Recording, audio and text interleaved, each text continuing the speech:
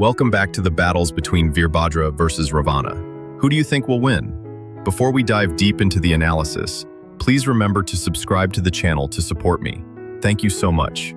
In the vast universe, where gods govern every speck of creation, there are rages that don't just stop at punishment, but also reshape the destinies of immortal souls.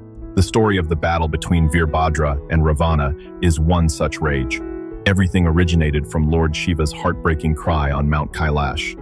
A short while before that, a grand fire sacrifice, or yagna, was organized at Daksha's palace. Throughout the three worlds, all the gods, from Brahma to Vishnu, from Indra to other celestial beings, were invited to witness the wealth and power of this Prajapati king. However, Daksha deliberately omitted two names: his own daughter, goddess Sati, and his despised son-in-law, Lord Shiva. Sati's heart was broken. She wasn't eager to attend the feast, but was hurt by the insult to her revered husband's honor. She pleaded with Shiva to allow her to go there to confront her father. Shiva, with eyes that saw through the past and future, foresaw the tragedy. He advised her, "One can only be humiliated if you allow them to do so. Don't go, Sati." But Sati still went, believing she could move her father's heart. When she set foot in the grand hall, Daksha humiliated her and Shiva in the cruelest way. Unable to bear the humiliation directed at the supreme being she worshipped, Sati immolated herself in the sacred fire, dissolving into the very element from which she was born. When the terrible news reached Kailash, silence enveloped the universe. Then, that silence was torn apart by an unprecedented rage. Shiva's eyes, usually half closed in meditation, burst open, bloodshot. He stood up, and the entire Himalayan range trembled. With a roar of pain and fury, Shiva raised his hand to his head, grabbed a lock of his hair, and slammed it violently onto the rock. From that lock of hair, a colossal warrior emerged. He was not born from a womb, but from pure rage. His skin was black like storm clouds, his eyes flashed like lightning, and his body was so immense, it obscured the sun. He had 1,000 arms, each holding a divine weapon: a trident, mace, sword, discus, bow, and arrow, and hundreds of other unnamed weapons.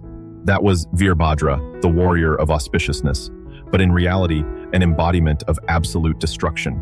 "You are I, but not I," Shiva declared, his voice deep like thunder rumbling underground. "You are my rage-given form. Go. Go to Daksha's sacrifice. Destroy the ceremony.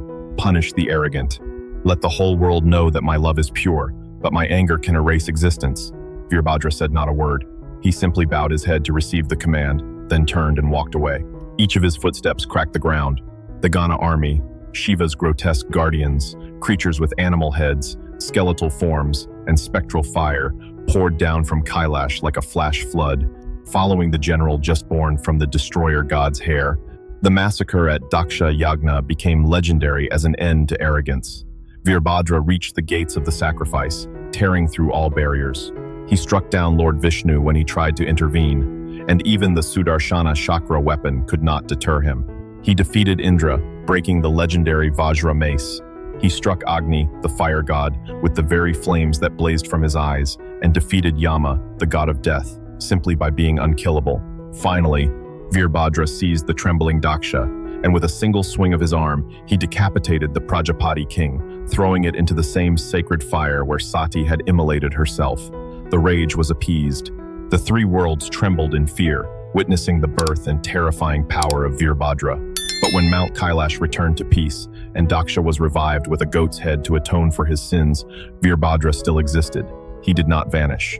He became a permanent guardian, the most fearsome warrior in the universe, an entity that even the supreme gods had to respect. Far to the south, on the golden island of Lanka, news of Veerbhadra's power reached the demon king Ravana. Ravana was no ordinary being. He was the favored grandson of Brahma, the creator, a king who understood all the Vedas, an invincible warrior who had once single-handedly brought the whole world to its knees.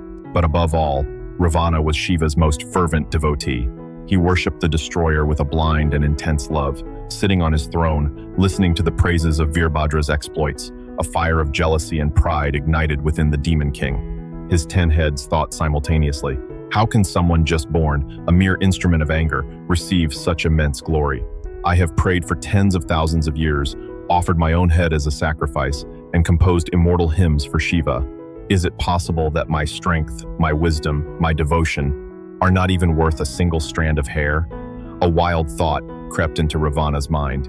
He wanted to challenge Veerbhadra. He wanted to prove to Lord Shiva that no one was more loyal or powerful than him.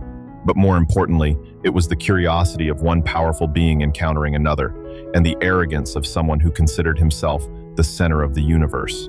Ravana summoned his aerial chariot, the Pushpaka Vimana. Without an army, he soared north alone, towards the Himalayas. Upon reaching the sacred peak of Kailash, instead of praying as usual, Ravana circled the mountain. He saw Veerbhadra. The colossal warrior stood there, silent as a black bronze statue, his eyes still blazing like dying stars. "Are you the one who destroyed the Daksha Yagna?" Ravana's voice boomed, his 10 mouths speaking in unison, the sound echoing like stone gongs. Veerbhadra did not reply. He merely slowly turned his enormous head downwards, looking at Ravana as if he were a buzzing insect. "I am Ravana, king of Lanka, conqueror of the 3 worlds," the demon king declared, drawing his gleaming golden sword, Chandrahas. "I hear you are Shiva's strongest warrior. How ridiculous. I want to see if a straw fire from your hair can compare to the eternal flame of devotion."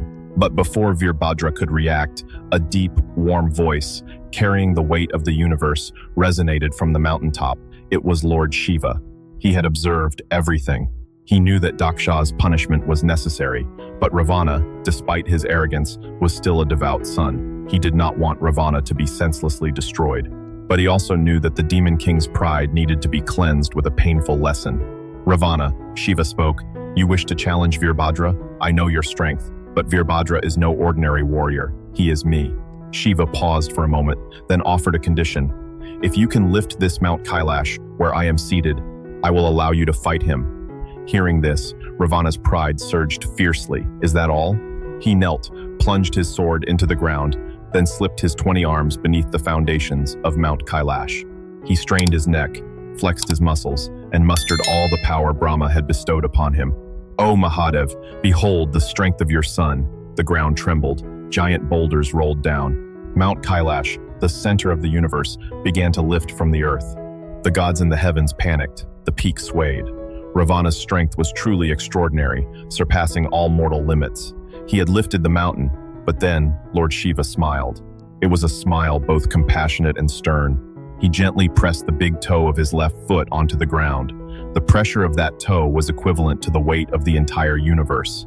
Mount Kailash suddenly crashed back down, pinning Ravana's 20 arms against the bedrock. Ravana's agonizing scream tore through the sky. His 10 heads shrieked, covered in blood.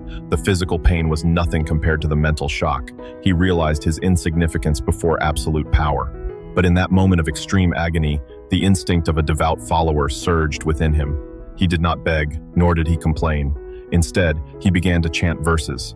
Right there, with 20 crushed arms and 10 trembling heads, Ravana composed the Shiva Tandava Stotram, an immortal hymn praising Lord Shiva's dance of destruction. The chant resonated, so grand and tragic that rivers ceased to flow, and Lord Shiva himself was moved. He lifted his toe. "Ravana, rise. I have forgiven you.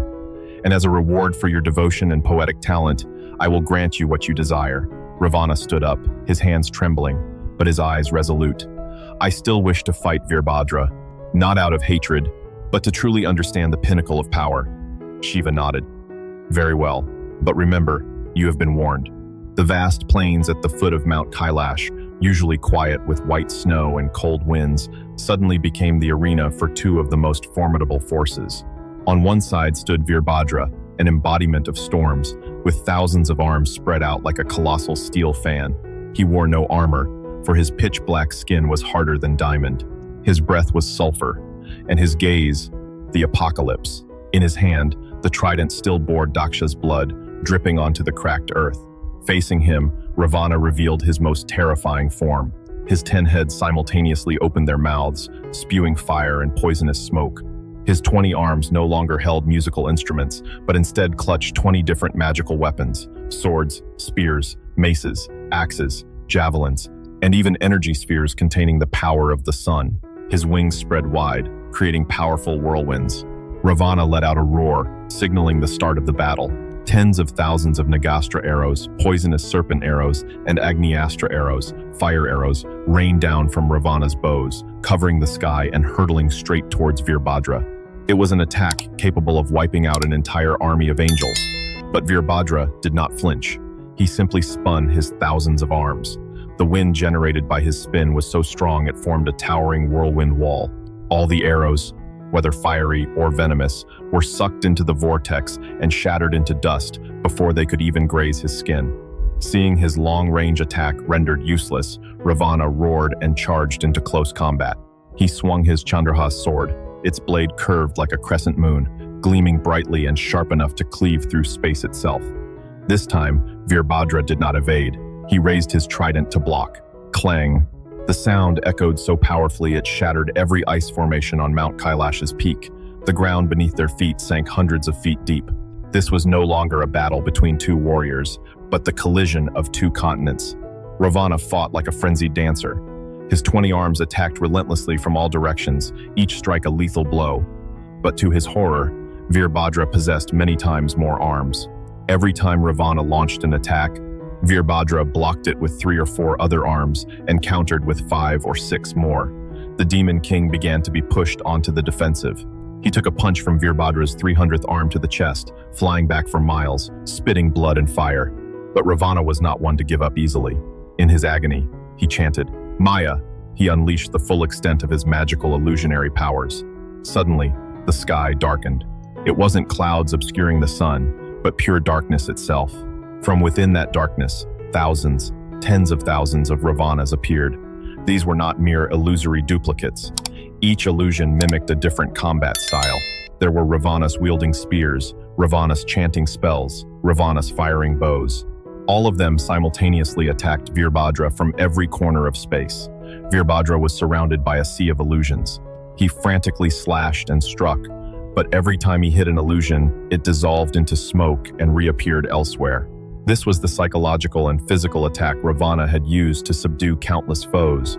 But Ravana had forgotten one thing. Veerbhadra was a part of Shiva, and Shiva was the master of all illusions. Standing amidst the sea of illusory images, Veerbhadra stopped.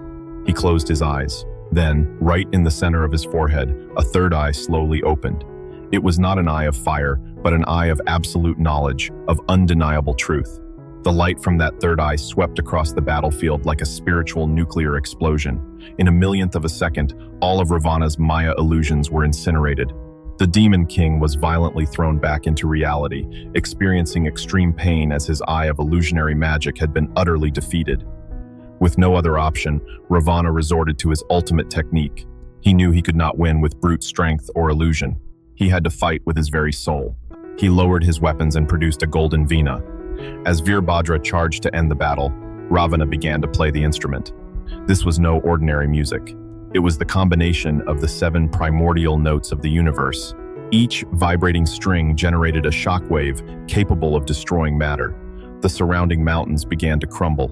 The flowing Ganges River was pushed upstream by the sound. Even the gods in heaven had to cover their ears in agony. Veerbhadra paused. His diamond-like skin began to show signs of pressure, indenting inwards. But then, Veerbhadra reacted by activating his most primordial power. He opened his mouth and let out a roar.